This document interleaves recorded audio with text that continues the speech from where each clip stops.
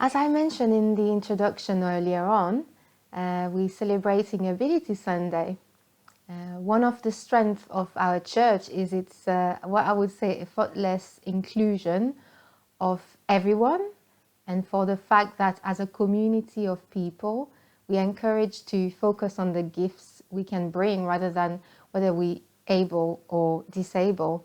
There's a passage that I wanted to read, actually an extract from the Church of England, A Place to Belong Guide. It helps really focus on the fact that it's all about the person, not about their physical or mental abilities.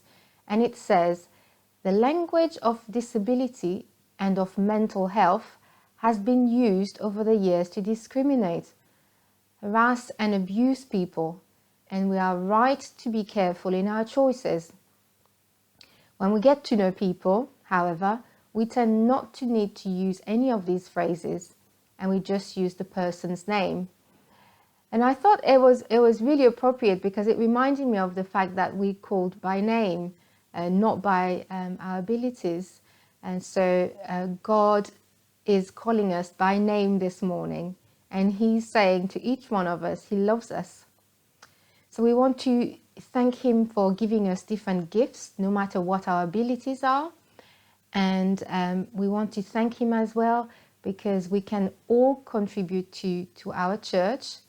And so we want to praise Him and share the gospel, and we want to share that love that He's given us.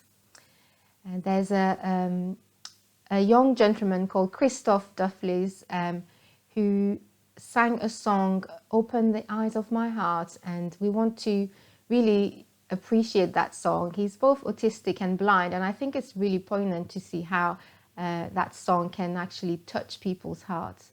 So let's continue to worship Him.